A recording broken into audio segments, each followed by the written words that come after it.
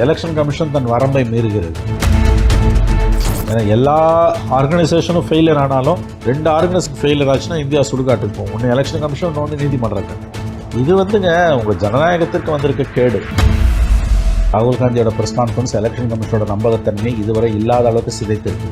ஒரே வாக்காளர் 2 இடத்துல 3 இடத்துல ஓட்டு போட்டதுக்கான எவிடன்ஸே இருக்குது, கையெழுத்து போட்டது இருக்குது. இந்த ஒரு தொகுதியோட மட்டும் இல்லாமல் அவர் என்ன சொல்லலாம், இந்த மாதிரி இந்தியாவில் பல தொகுதிகள் நடந்திருக்கின்றாங்க. அது நிச்சயமாக எலெக்ஷன் கமிஷன் அதுக்கு பதில் சொல்லி தான் தீரும். ராகுல் காந்தி இந்த மாதிரி 2014 இப்படி தான் நடக்குது, ஓட்டு மோசடி பண்ணி தான் மோடி ஜெயிச்சு 3வது முறை பிரதமராக இருக்காருன்னு சொல்கிறது இந்த கவர்மெண்ட்டோட லெஜிட்டிமசியை கண்ட்ரோல் பண்ணுறது. முறைகேடு நடந்தது என்பது ரொம்ப தெளிவாகவே தெரியுது, அதில் சந்தேகம் இல்லை. அவர் எலெக்ஷன் கமிஷன் டேட்டாலேருந்து தான் இது எல்லாத்தையும் பற்றி பிடிக்கிறது. எலெக்ஷன் கமிஷனோட இந்த வீடியோவை ரிலீஸ் பண்ணுங்கன்னு பஞ்சாப் அண்ட் ஹரியானா ஹைகோர்ட் சொல்லும்போது சட்டத்தில் இடம் இருக்குன்னு போது 1 வீக்கில் அந்த 60-70 வருஷமாக இருந்த அந்த நடைமுறையை மாற்றுறாங்க. கொடுக்க வேண்டிய அவசியம் இல்லை. நிறைய சந்தேகங்கள் எழுகின்றன. தேர்தல் ஆணையத்துக்கிட்ட வர பதில்களும் நீங்க அஃபிடவிட்ல சைன் பண்ணி கொடுங்க, இல்லைன்னா நீங்க மக்கள் மன்னிப்பு கேட்கணும் அப்படிங்கிற அந்த பதில் நியாயம். அது எலெக்ஷன் கமிஷன் தன் வரம்பை மீறுகிறது. ஏன்னா எல்லா ஆர்கனைசேஷனும் ஃபெயிலியர் ஆனாலும் 2 ஆர்கனைசேஷன் ஃபெயிலியர் ஆச்சுன்னா இந்தியா சுடுகாட்டுக்கு போகும். ஒன்று எலெக்ஷன் கமிஷன், இன்னொன்று நீதிமன்றங்கள்.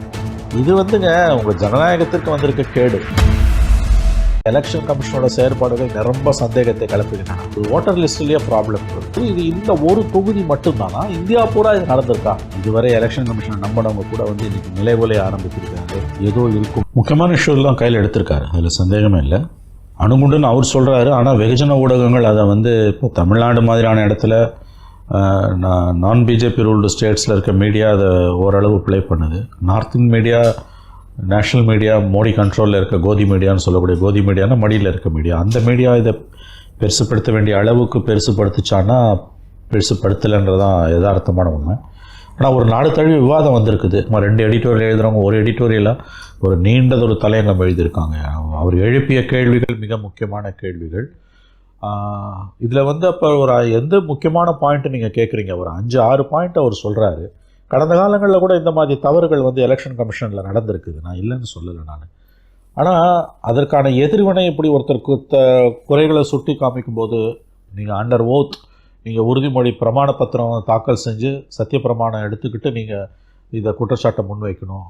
அப்படி இல்லைன்னா உங்கள் மேலே நடவடிக்கை எடுப்போம், நீங்கள் மக்கள்கிட்ட மன்னிப்பு கேட்கணும். அதெல்லாம் எலெக்ஷன் கமிஷன் வேலை கிடையாது. ராகுல் காந்தி எழுப்பியிருக்கக்கூடிய கேள்விகள் மிக முக்கியமான கேள்விகள். அவர் ஆதாரங்களாக எலெக்ஷன் கமிஷனோட டேட்டாவை எடுத்து தான் அவர் கொடுக்குறார். அதில் மெஷின் ரீடபிள் டேட்டாவை கேட்டால் அதை கொடுக்காம ஃபிசிக்கலாக பர்சீவ் பண்ணுறதுக்கான டேட்டாவை கொடுத்தால தான் 7 அடி அந்த இது கடக்குது உங்களுக்கு ஸோ இது அவர் எழுப்பிய கேள்விகள் 5-6 கேள்விகள் அவர் எழுப்பியிருக்காரு. 1,20,000 பேர் அந்த சென்ட்ரல் பெங்களூர் கான்ஸ்டுவன்சி, பெங்களூரோட மத்திய மக்களவை தொகுதி 6 அசம்பிளி கான்ஸ்டுவன்சியில் 5ல் காங்கிரஸ் ஜெயிச்சிருக்குது. 1ல் 5 காங்கிரஸ் லீடிங்கில் இருக்குது. 1ல் 1,00,000 ஓட்டில் அதிகப்படியாக வராங்க. எக்ஸ்ட்ரா 1,50,000 1,05,000 ஓட்டை என்னமோ வந்திருக்குது. இது பார்த்திங்கன்னா 23ல் சட்டமன்ற தேர்தலில் காங்கிரஸ் அமோக வெற்றி பெற்று அங்கே ஆட்சி அமைக்குது. 24ல் மக்களவை தேர்தலின் பொழுது தான் இந்த கோளாறு நடக்குது. அப்போ இந்த 23க்கு 24க்கு நடுப்புற இந்த போலி வாக்காளர்களாக 1,00,000 பேரை சேர்த்தது பூரா யாருன்னா எலெக்ஷன் கமிஷனோட மாநில தேர்தல் ஆணையாளர் என்பவர் மத்திய தேர்தல் ஆணையருக்கு நேரடியாக கட்டுப்பட்டவர். அவர் மாநில அரசாங்கத்துக்கு கட்டுப்பட்டவர் கிடையாது. Chief election commissioner of Karnataka, அவர் is answerable to the chief election commissioner of India. அவர் கர்நாடக தலைமைச் செயலாளருக்கோ முதலமைச்சருக்கோ கட்டுப்பட்டவர் அல்ல.